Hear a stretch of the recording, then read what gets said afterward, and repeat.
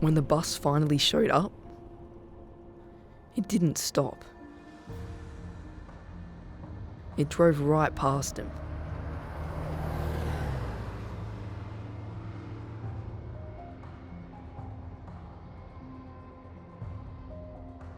A scruffy bloke was seen by other passengers lurking in the shadows behind him, with his foot up on the wall like a stalk. We don't know what happened next. But just 3 minutes after that bus went by and didn't stop, both Daniel and the scruffy bloke were gone.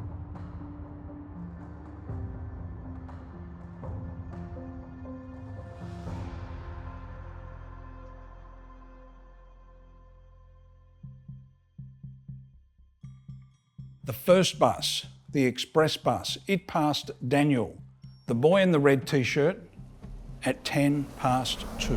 3 minutes later, the second replacement bus drove past that exact spot, but no boy in the red t-shirt, no shadowy suspect person leaning against the bridge. There was nobody there, no people, no cars. Over the next couple of years, the bus companies and the government tried to make the law and make it the rule that if there's a child at the bus stop, the bus must stop and pick up that child.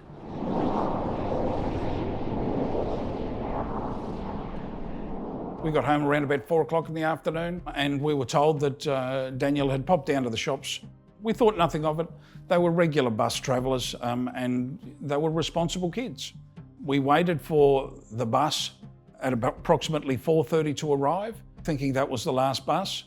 Denise drove down there to save him the walk back home, but she did notice the broken down bus and relayed to me at home the bus timetable is probably stuffed this afternoon because of the breakdown. So we didn't think too much of it. We thought Daniel will still be on his way home. We waited till 5:30, drove to the bus stop, drove up and down the bus route, drove to the shops, rang his friends. Our feeling was that perhaps he's dropped his wallet, his bus ticket, or who knows, walking along the side of the road, a car's clipped him, he's got a broken leg, he's fallen down an embankment.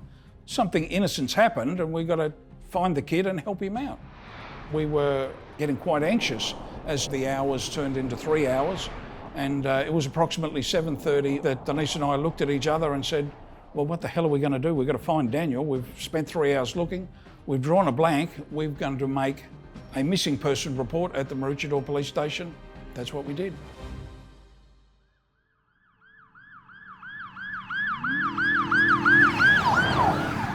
Police searching for a 13-year-old Sunshine Coast boy missing since the weekend.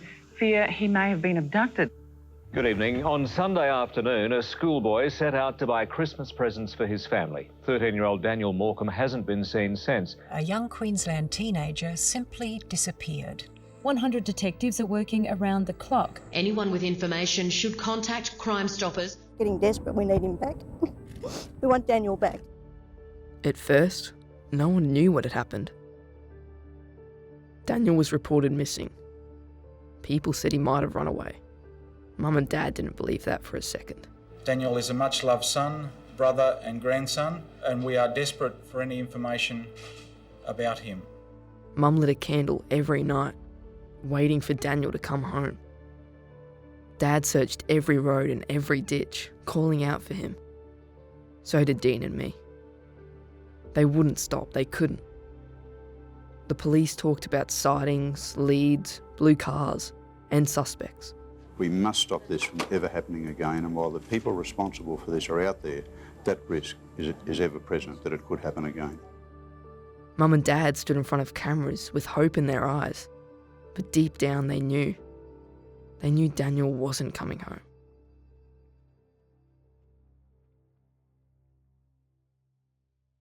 My brother's story ended 3 minutes after that bus didn't stop. But what you don't know and what you need to know is what happened after. You see, Mum and Dad and the community refused to let the world forget Daniel. The local community will not let Daniel be forgotten. Their public campaign is said to be unprecedented in its size and intensity. Many people go missing every year. So why the focus on Daniel? What sets Daniel apart is the public response. Never before have so many people come forward willing to do so much. It wasn't long before the community stood tall and sort of said, what is it we can do to assist in the search? We don't want to be a hindrance, we want to help. And of course, the police and the SES volunteers were doing an enormous volume of work, but our appeals, our public appeals for information were incredibly successful. I look back upon it probably too successful. We had an enormous volume of information coming in to Crime Stoppers, to police at various stations, and also to us personally. People wanted to help. They acknowledged, yes, I saw, a shadowy figure, I saw a van, I saw a blue car, I saw a white four-wheel drive. There were so many reports. Just the weeks turned into months, and months in fact turned into years. Information would come through sometimes directly through to us. In the early days, I would pass that immediately on to police, but after a little while, I became a person that wanted to find out myself. I used to take information and go and knock on some people's doors. Sometimes someone would say, look, I saw something, it was down the highway, it was in the pine plantations. Come for a drive with us. I was in a warehouse or wherever. Many times I would go and meet people in the hope that someone might find it in their heart to tell me, Daniel's dad, exactly what had happened to Daniel.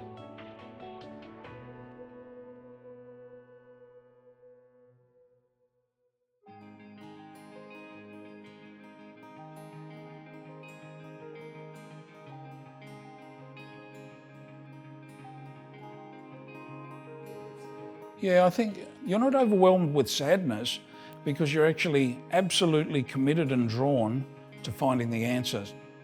12 months after Daniel went missing, we had a memorial service, and Bruce and I turned around to each other and we said, we're not going to do any more media, we're not going to do anything else until the police come back to us with some new leads or need some new information.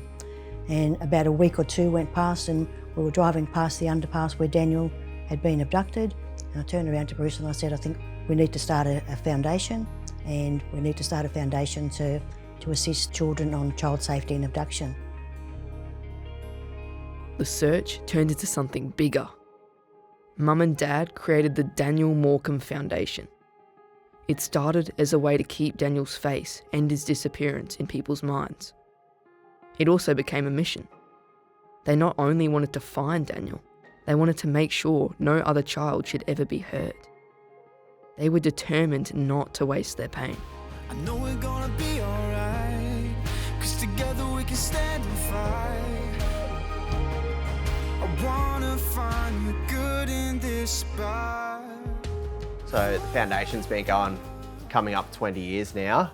It started just around Mum and Dad's dining table with a few police and a few people kind of starting with the idea, and then it's kind of grown over the years and years, taking on different projects, probably grown into something bigger than you kind of would have ever expected. There's a lot of staff at the office now and a lot of things going on, but the idea of educating children to keep them safe and so they know what's right, what's wrong, and it's just evolving from there. I think once they put their mind to something, they do it. Mum and Dad have surprised Bradley and I and everyone by turning a negative situation into something positive, by trying to help so many people around Australia and potentially around the world online as well. I know it's gonna take some time. I can show I'm ready for the climb, and this won't break me. I won't waste the pain, I'll stand and try. 'Cause my power is in my mind, don't you understand me?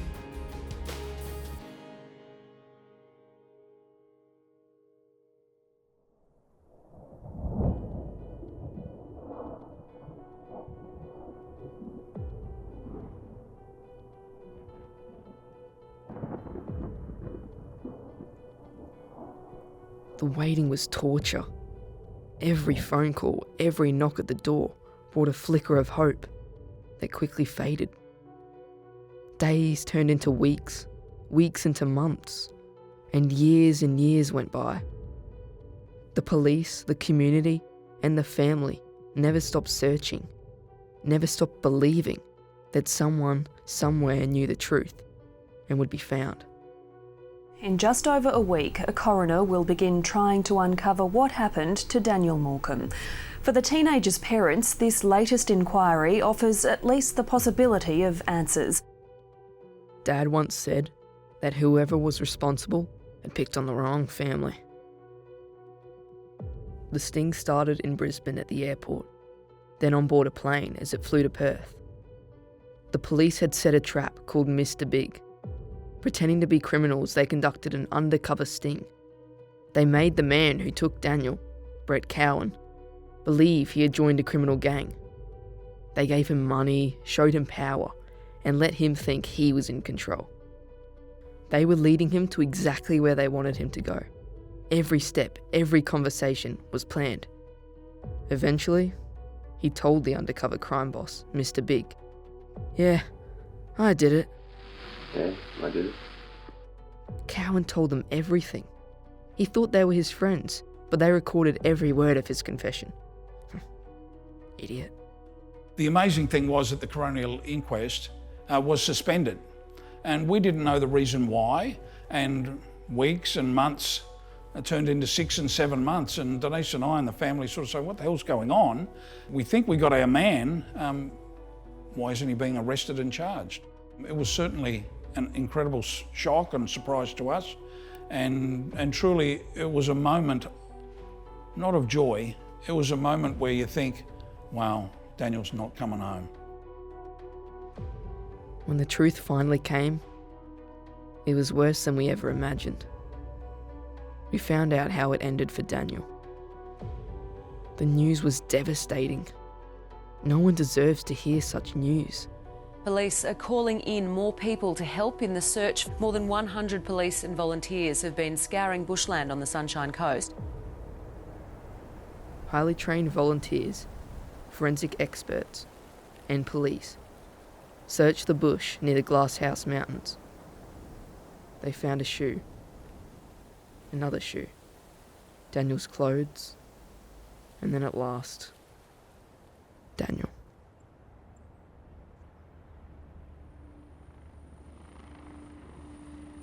Three bones found here in a swamp at Beerwah were sent to forensic experts in Brisbane and Adelaide. After fighting for 7.5 years for answers, Denise and Bruce finally got the news they never wanted. Brett Cowan went to court. He looked in disbelief as the judge read out what he'd done. The jury found him guilty, life in prison. No chance of parole for decades. He wouldn't hurt anyone else.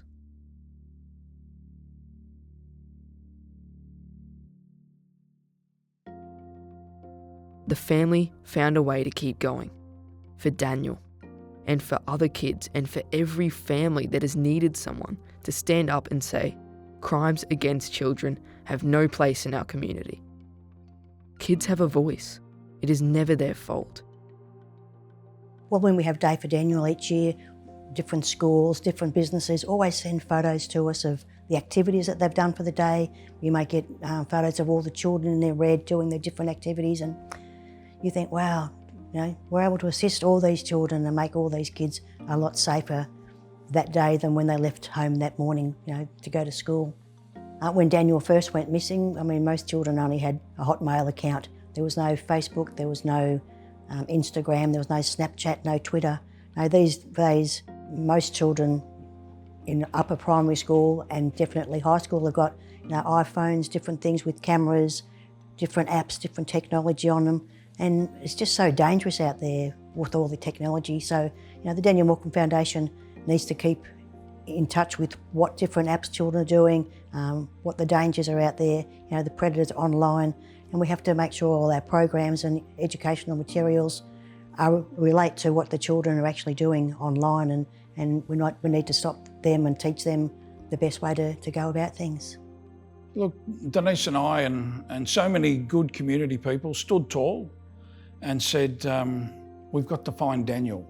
We've got to find who was responsible. So we weren't sitting there in our own sorrow thinking, why me? Why has it happened to us? Why has it happened to Daniel? We got off our tails and said, I can't change what has happened to Daniel. I can't change what happened yesterday, but I can influence and change the future.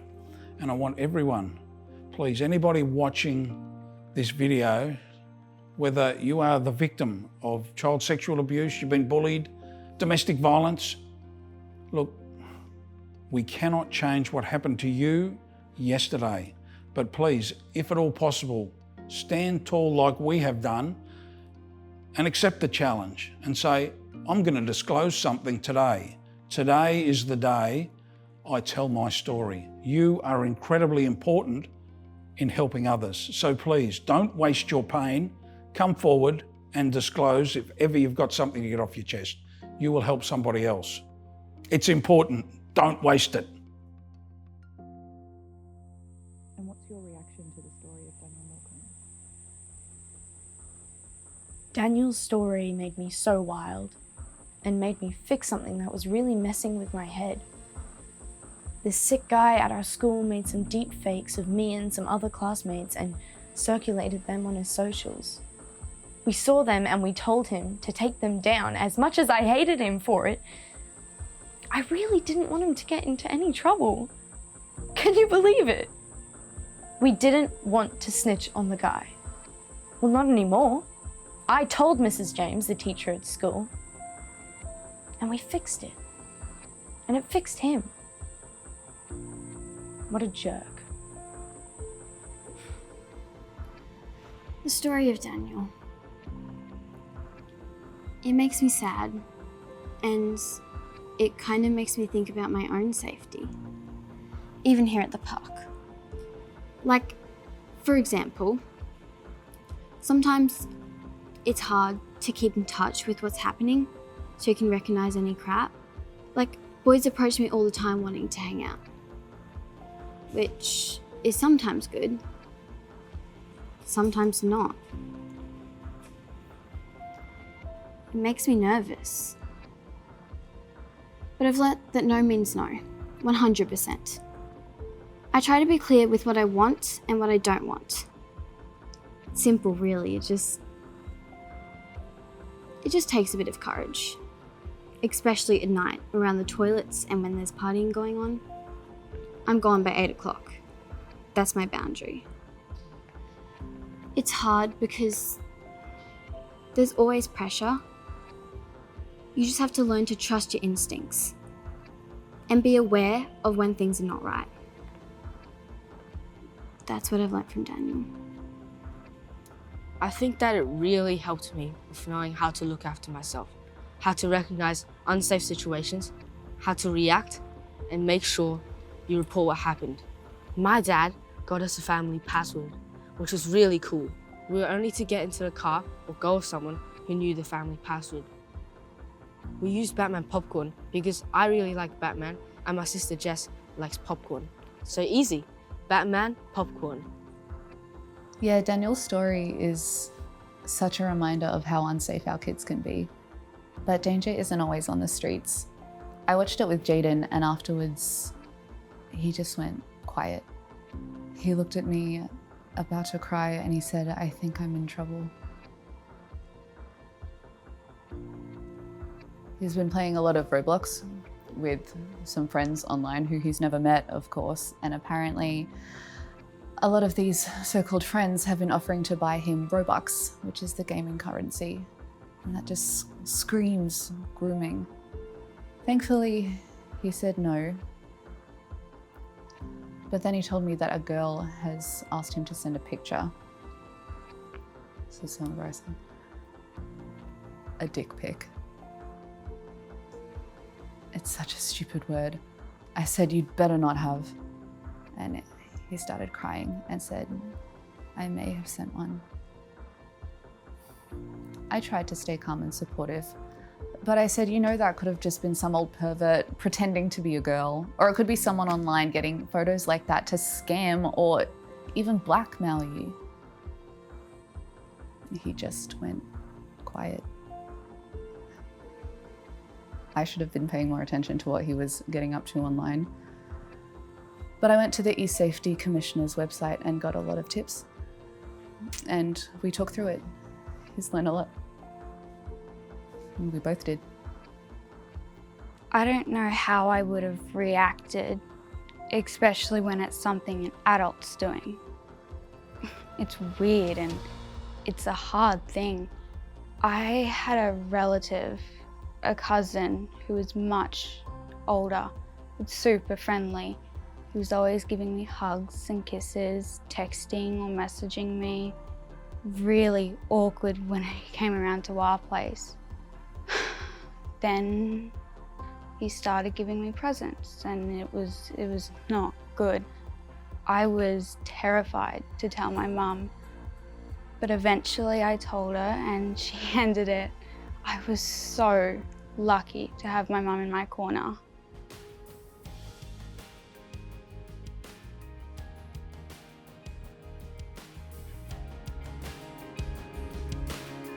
After everything they've been through, Mum and Dad and the foundation have kept fighting to keep kids safe. This documentary is all about Daniel's legacy, about Daniel the boy, how we started the foundation and what the foundation has done in the last 20 years. And even today, that community has grown bigger and better. No matter where we go, people have heard of the Daniel Morcombe Foundation. They always say, what can we do to help you guys? And it's just, the support is just amazing. There are so many good people behind us that volunteer. Our staff are so committed to creating educational resources or providing therapeutic care to youngsters to give them a second chance at life. And we're enormously proud of the work of the Daniel Morcombe Foundation because that is Daniel's legacy going forward. And in my view, he's a superhero. I won't waste the pain, I'll stand and try. 'Cause my power is in my mind, don't you understand me?